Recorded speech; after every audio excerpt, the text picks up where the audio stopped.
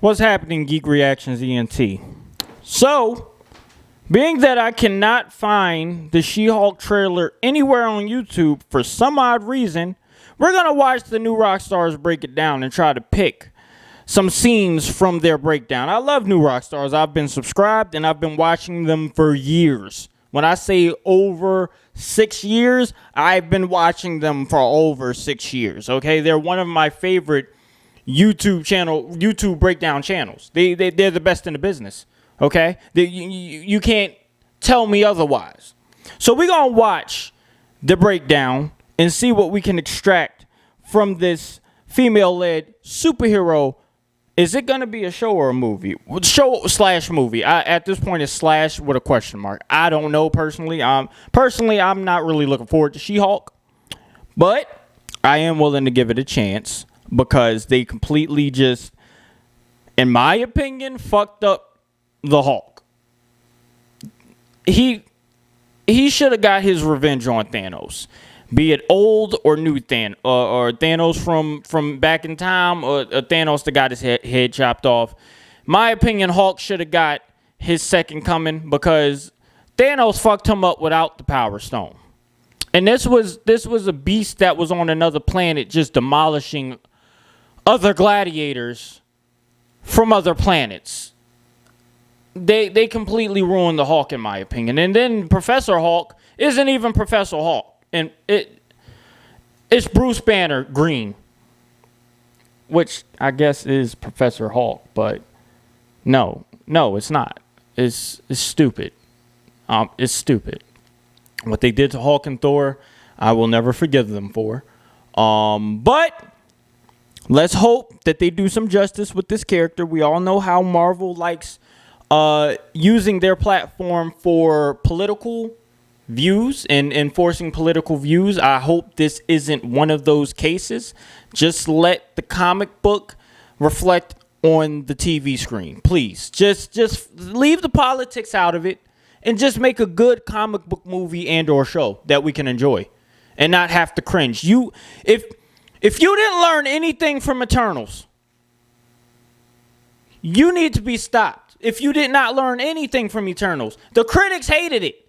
The critics are the ones that back you up when everybody else doesn't. The critics fucking hated it. So, please, just stop and just make good shows and good movies. And write good comic books, because the comic books y'all been writing lately was shitty. Let's just go ahead and hop on into this. Welcome back to New Rockstars. I'm Eric Voss, and this is a breakdown of everything you might have missed in the trailer for She-Hulk, with Tatiana Maslany playing Jennifer Walters, high-powered attorney, cousin to Bruce Banner, and soon to be the face of a new trend of athletic wear. She-Hulk is one of the funniest and coolest characters in the Marvel Comics, fully self-aware of her own bonkers existence, while whipping that sharp legal intellect at everyone from the Avengers to the TVA, and sometimes in the offensive arrows, but never mind that, because I'm gonna go frame by frame to break down all the Easter eggs you might have missed, and let's get started. I'm Jennifer Walters. I'm a normal lawyer. Well, not that normal. So we open on Tatiana Maslany as Jennifer Walters doing yoga in her neat IKEA home, one that you know is just gonna get wrecked when she hulks out. Maslany earned praise for her role on Orphan Black, playing several amazing distinct identities, a skill that will serve her well on this series when she plays both Jen and her larger-than-life alter ego, an ego that won't be monstrous and aggro, but brash and confident, still in control. In the comics, Jen was Bruce Banner's cousin who prosecutes criminals who end up trying to kill her, leaving it to Bruce to give her a blood transfusion that ends up powering which her is into very She-Hulk. odd, because in Unlike Edward Bruce Norton's in the comics, Hulk, he was she very reaches hesitant to senses even with give the her doctor hulked-out blood. form, So choosing to stay green all of the time. Here, as an attorney, she wears a plum-colored shirt, the way Bruce Banner in the MCU often is shown wearing purple, Hulk's classic pants color. But very briefly, we see her hulked-out form, wearing white, purple, and black attire Comic similar book. to her outfit in the comics. And I love it, cross trainers. Her athletic shape here is somewhat inflated, but not too much so, keeping our eyes focused on her personality. I know, it feels a bit gross to be talking so much about her form, but keep in mind, that is a conversation about She-Hulk, whether you like it or not. And these are all freakish, fantastical characters. And if you've been watching New Rockstars, you know I've spent more time on this channel obsessing over the physiques of Hulk and Thor, all their gutters. So now that we have talked about it, we can put that to bed and move on and talk about her hair. Because Tatiana Maslany was given curls in this show, which at first I thought, is that really just so that she looked more like Mark Ruffalo? But no, it was added to contrast She-Hulk's wild mane of dark green hair. We focus on all his features, but we do not yet see the character's face, which I think is so smart for this teaser, because they're probably still working on the VFX there, and whenever you first show a VFX constructed character, revealing the face is often where you risk losing viewers in that uncanny valley, right? This way, it just keeps fans guessing and lets fans know that this isn't going to shy away from the She-Hulk we know from the comics. On to the next clip. These transformations are triggered by anger and fear. Don't make me angry. You wouldn't like me when I'm angry.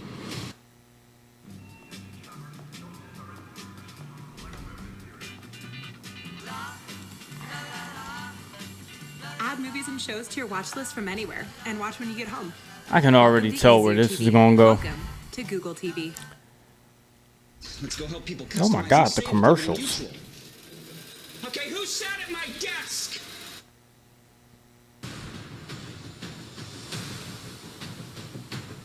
Nice, so Mark Ruffalo returns in this series, but we see him here in his Smart Hulk form from Avengers Endgame, rocking the hoodie, gym shorts, and bare feet that those of us from Florida call winter chic. Meanwhile, Jen is wearing baggy clothes, clearly expecting to bulk out here, or what those of us from Florida who relocated to California call 2020 chic.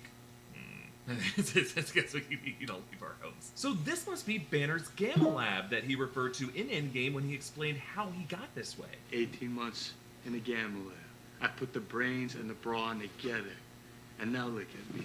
And I love this detail. You can tell this lab was designed for powerful gamma radiation because all the walls appear to be carved into thick stone, maybe concrete lined with lead. Now, Abomination, Emil Blonsky, Tim Roth will return in this series after his crazy cameo fighting Wong and Shang-Chi. Actually, the cell he returns to through Wong's portal looks a bit like Hulk's gamma cell here. Maybe Blonsky was being kept in this lab as Banner worked to depower him. Now, in Endgame, Banner never went into further detail as to how exactly he reached the stasis that allowed him to stay permanently in Hulk form while retaining his Banner intellect, but this is exactly the type of balance that She-Hulk normally has, so the MCU may be using that twist from Endgame to justify why She-Hulk is the way that she is. Now, this scene could be taking place after a transfusion that would have briefly caused Jen to chaotically Hulk out, and now Bruce is trying to help her reach that balance he has discovered with just the right cocktail of gamma radiation. Or it could just be that So there's far, the something in Banner graphics on family the show blood look that amazing to be. triggered If by it's a gamma show, radiation this way. Notice how on his screen, Disney the Plus bottom one series? shows Jen and her biostats, whereas the top one seems to be showing his own. So right now, Banner could be calibrating the radiation to the level that he used on himself. Notice here that Jen wears a helmet that seems to be wired in from above. This actually could be how Bruce irradiated himself with gamma while leaving his mind unaffected by using a helmet that blocks out the gamma from making his brain stupid. Now, here at New Rockstars, our sharp wit and keen eyes can cut through the web of information out there to give you the top-notch content you came here for. But to cut through food, you need Kamikoto knives. Kamikoto makes great Japanese steel kitchen knives using traditional techniques from Japan. Their knives are used by Michelin star restaurants around the world. They only use premium steel sourced from the mills in Japan, and each Kamikoto knife is individually inspected after a 19-step process, which makes 19 them so damn confident in steps? their knives that each one comes with a lifetime guarantee. Each knife comes in this beautiful ashwood box that keeps the knife stored safely and makes a Kamikoto knife a great looking gift. They offer a wide range of Japanese steel knives, from the 8.5-inch slicing knife down to a 5-inch blade better suited for smaller fruits or veggies and cutting stuff in a crowded elevator without stabbing your neighbor. I wouldn't recommend it, but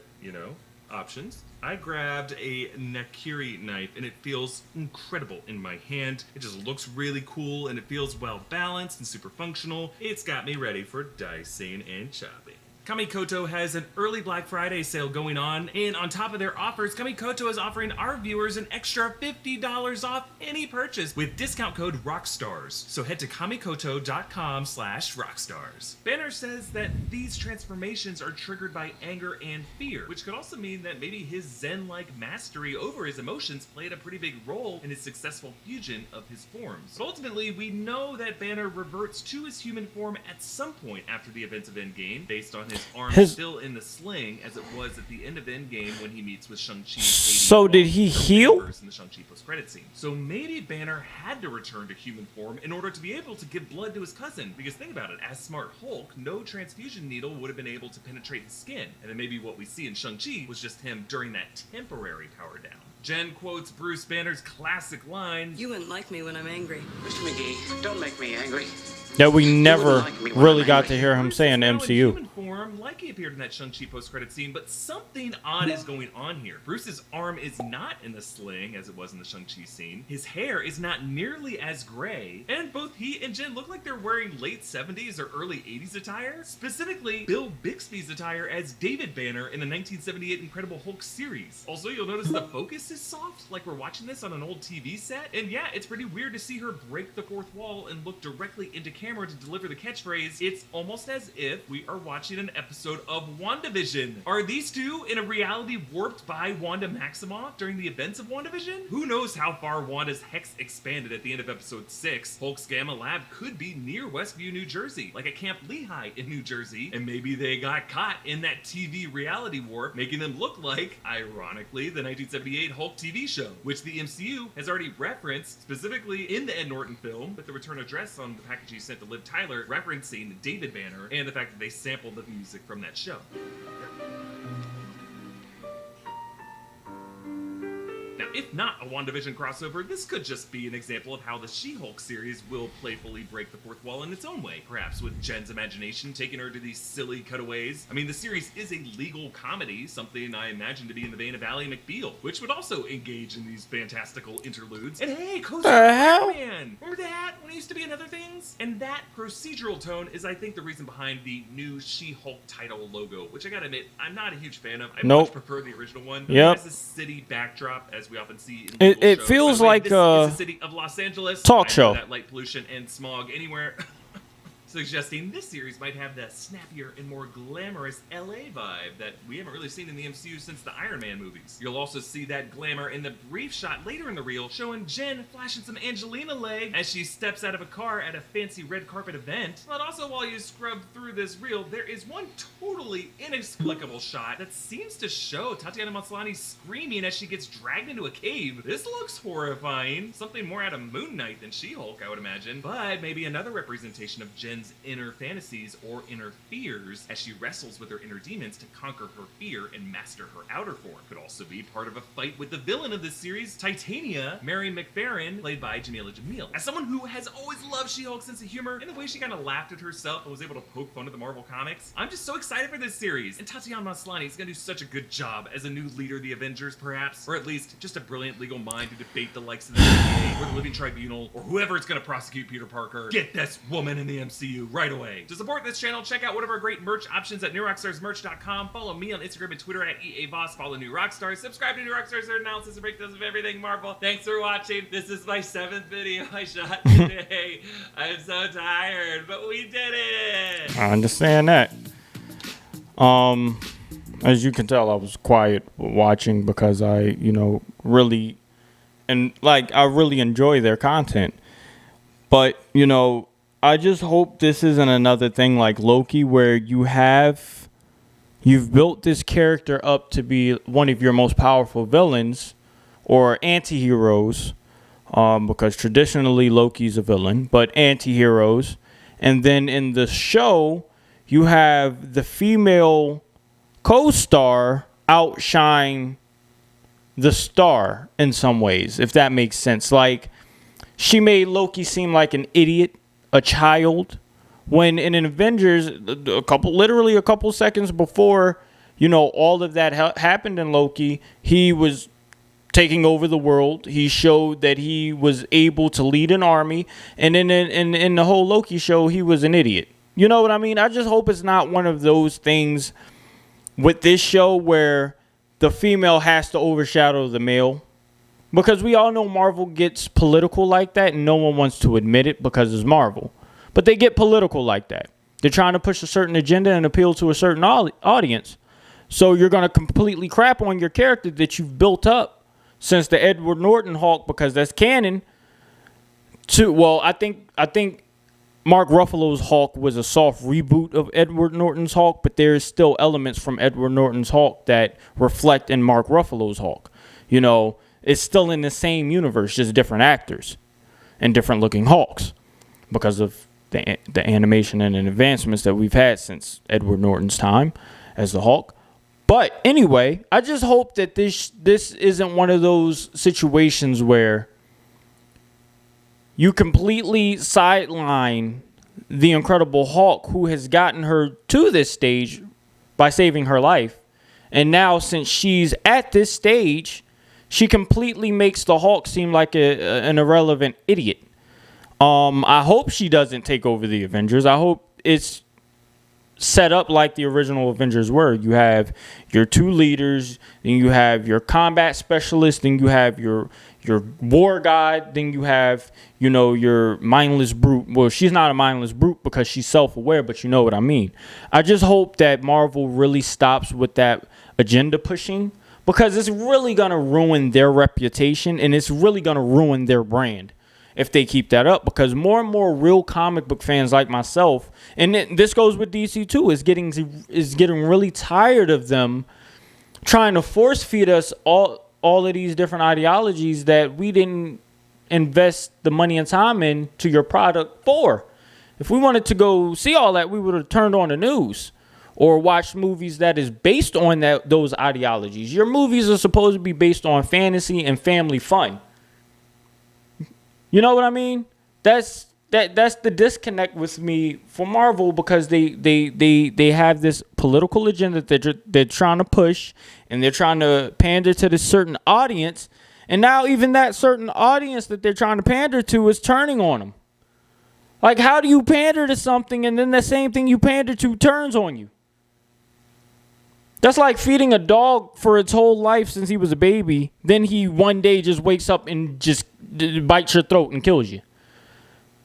It's happened, and it will happen with Marvel. Marvel is going down a very slippery slope from going from billion-dollar movies now to not even hitting 400 million, partially because of the state of the world now post-pandemic. But it's also because of how they have formatted their whole product. You know what I mean? I haven't read a Marvel comic book in God knows how long. I went to the store looking for Marvel's Earth X, and they don't have it, because that has something to do with the not original, but the Eternals that we're used to that Jack Kirby created. And it's sad to say that DC did Jack Kirby better than Marvel did Jack Kirby. And Jack Kirby had a longer tenure with Marvel than he did with DC. DC didn't want to continue his New God story, which is very unfortunate. So he went to Marvel and did basically the Eternals and Celestials, which are the Marvel's versions of the New Gods. So, you know, if you like this reaction and you like this discussion, and you like New Rockstars as a breakdown, go subscribe to their channel if you're not familiar with their channel, and please hit the subscribe button on my channel if you're not familiar with my channel. You know, every subscribe helps, every like helps. So I really appreciate you guys. Let me know in the comment section what you think of the state of Marvel right now, because right now is very shaky.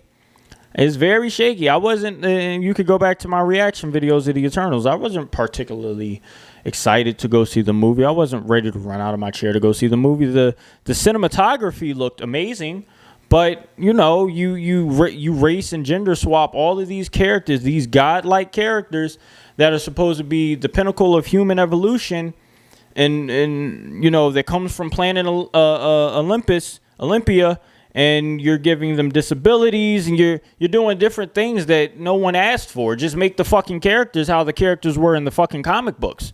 You have source material, use the goddamn source material. Your own source material, you're disrespecting. So how is anyone going to, suppose you're disrespecting your own product, how is anyone going to respect you as a company? I'm done. Like, comment, and subscribe. Share with your friends and family. Let me know in the comment section whether you're going to be checking out future Marvel content. If not, let me know why. Me personally, I'll wait for it to drop on Disney Plus. I'm not going to go out of my way to watch something that I know is going to turn out to be shit. Peace.